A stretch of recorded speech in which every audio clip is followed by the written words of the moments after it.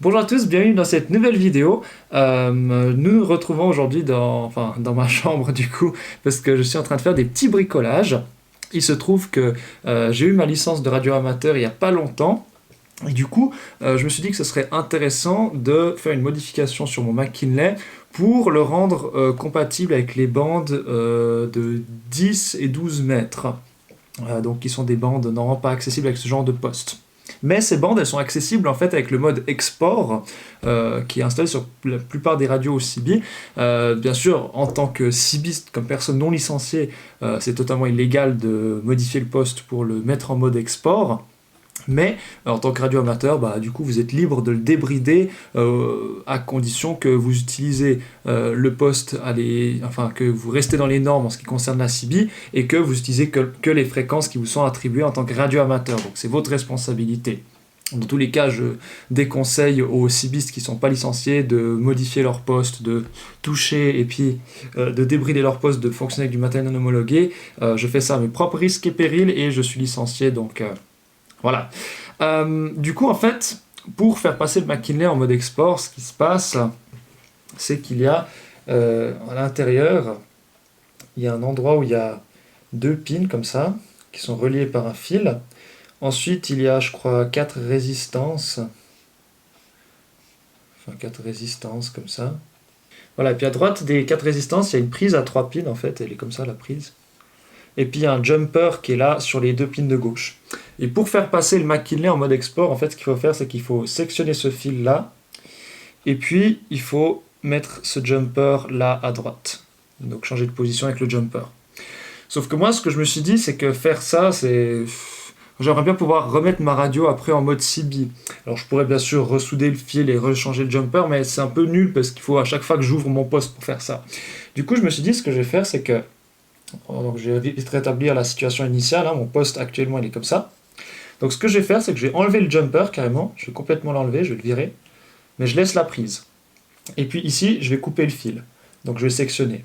Et par en bas, avec mon fer à souder, ce que je vais faire, c'est que ici, je vais mettre, tac, comme ça, je vais venir comme ça, et je vais y mettre, juste que je réfléchisse, ouais, je vais y mettre comme ça, un interrupteur à 2 positions.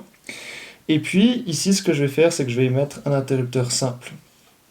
Ce système, du coup, il me permettrait de, juste en basculant un interrupteur, de passer de mode CB en mode export. Mais en fait, si je simplifie ce dessin, ce qu'il me faut, c'est un double interrupteur, en fait.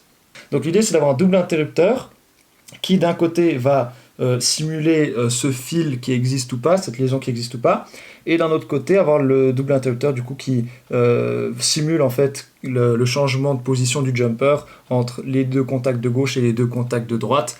Bien sûr, il faut que ce soit fait dans le bon sens pour que ça marche, mais c'est comme ça que je m'imagine le circuit. Donc juste pour vous montrer dans le poste, ici je ne l'ai pas encore modifié, il est en mode CB normal, et puis en fait l'idée c'est de sectionner ce fil blanc et de déplacer, vous voyez ce jumper ici vers la droite. Il y a 3 pins, et là il est sur le pin 1 et 2, et puis l'idée c'est de le mettre sur 2 et 3 à droite. Et donc, moi ce que je me dis c'est que je mets un interrupteur ici pour faire ce contact, et j'en mets un autre pour changer, pour simuler le changement de position du jumper là. Et du coup, ça me permettra de changer entre mode CB et mode export sans devoir ouvrir le poste à chaque fois. Et du coup, ça fait aussi que c'est réversible. Voilà, donc j'ai maintenant mon schéma là, je ne sais pas si c'est très lisible, mais je me comprends, sinon vous pouvez screener aussi, je vous mettrai bien sûr un schéma plus détaillé en description. Et puis, du coup, j'ai préparé mon câble, là j'ai pris un câble, vous savez, un de ces câbles de données en fait avec plusieurs fils et j'en ai enlevé 5. Et puis, du coup, je vais gentiment les souder ici sur le dessous de la platine. Les 5 fils, ils viennent là. Ensuite, ils viennent de l'autre côté. Et puis, mon idée, c'est de prendre du coup un interrupteur comme ça, un double interrupteur. Je vais percer un trou dans la carcasse derrière. Je vais l'installer ici, comme ça. Il sera juste derrière le radiateur. Et puis, du coup, je fais passer mes fils là à l'intérieur du poste jusqu'à l'arrière. Du coup, je vais commencer par dénuder tout ça. C'est parti pour une séquence time-lapse.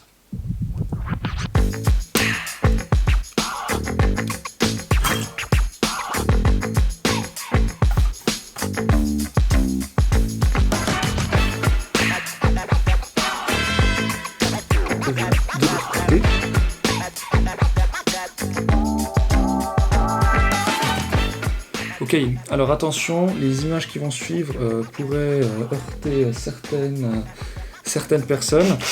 Et au plus tard, c'est là que je perds ma garantie sur le poste. Hein, bien sûr, je l'ai déjà ouvert, j'ai soudé les trucs, j'ai coupé des fils, donc c'est clair que pour faire cette modification, la garantie, enfin la warranty du poste, elle saute quoi.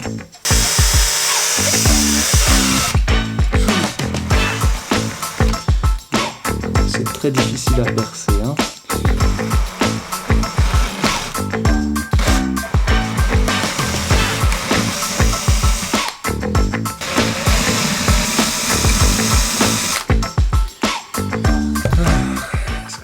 Je viens comme ça et j'installe tranquillement mon petit switch. Voilà, maintenant j'ai mon petit switch là derrière, comme ça pour changer mon petit mode. C'est super!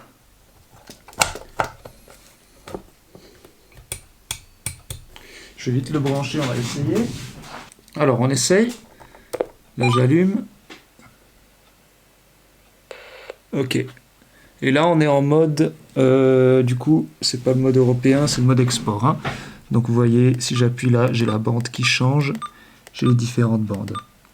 Et j'ai les fréquences du coup qui sont élargies. Ouais, exact.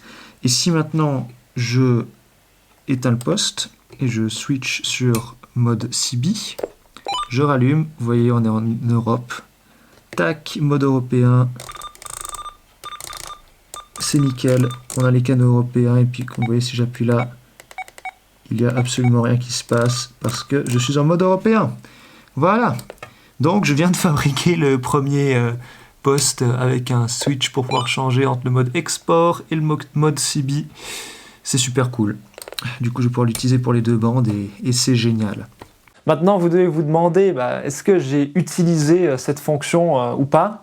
Alors oui, je l'ai utilisé un peu pour faire des contacts sur 10 et 15 mètres, mais au final pas tant que ça, vu que j'ai fini par acheter un poste et une antenne dédiée. Et puis vu que les postes radioamateurs sont quand même mieux construits et mieux adaptés à une utilisation sur ces bandes, j'ai fini par ne plus utiliser cette fonction que j'ai ajoutée à mon Mac Kinley. Néanmoins, c'est toujours pratique si on veut faire un tour sur les bandes radio-amateurs et qu'on n'a que ce poste CB avec.